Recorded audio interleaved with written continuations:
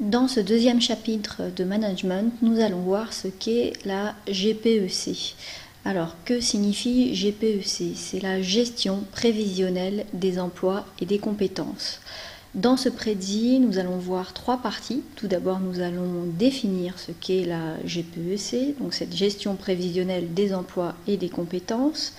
Dans un deuxième temps, nous allons voir comment l'organisation évalue ses besoins en termes de GPEC. Et dans un troisième temps, nous allons voir, une fois l'évaluation faite, quels sont les différents plans d'action possibles pour mettre en place. Première partie, qu'est-ce que la GPEC? La gestion prévisionnelle des emplois et des compétences émane directement de la stratégie de l'organisation. Tout part de là. Les organisations qui sont soumises à de perpétuelles modifications de leur environnement doivent prévoir les emplois et les compétences dont elles auront besoin dans un futur immédiat ou dans un futur proche.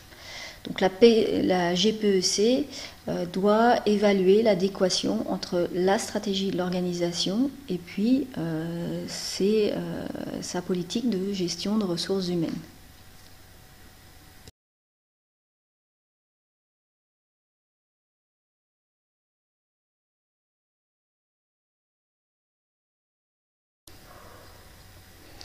Comment l'organisation évalue-t-elle ses besoins?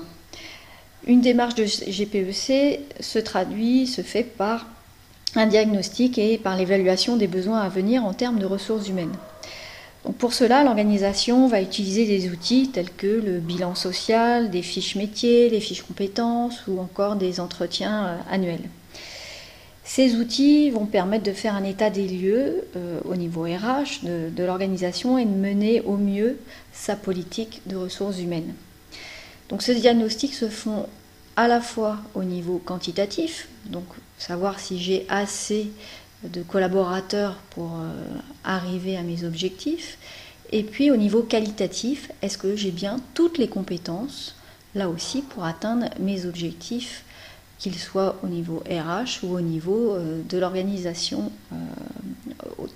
à part entière.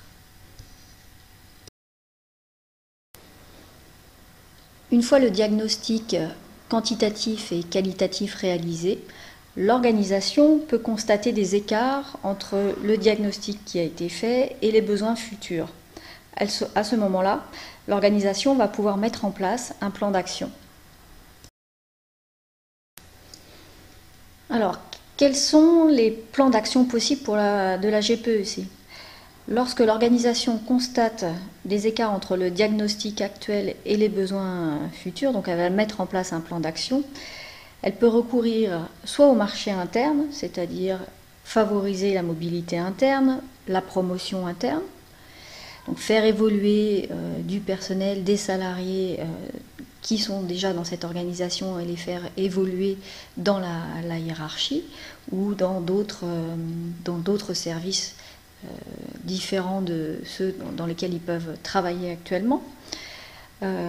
Toujours dans le marché interne, l'organisation peut mettre en place une politique de formation et faire évoluer des personnes, des salariés qui ont des prérequis pour évoluer rapidement vers différentes compétences.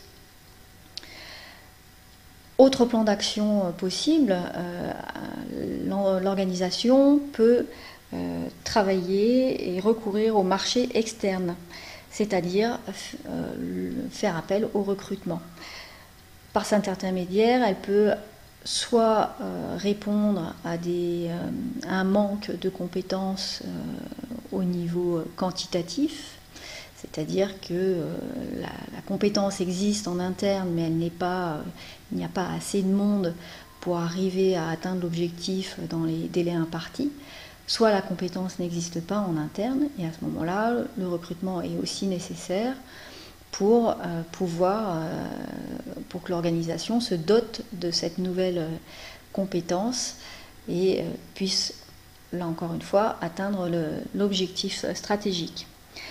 Quoi qu'il en soit, le choix définitif résulte d'une évaluation à la fois des avantages et des inconvénients de chacune de ces solutions au regard des besoins de l'organisation et de ses moyens.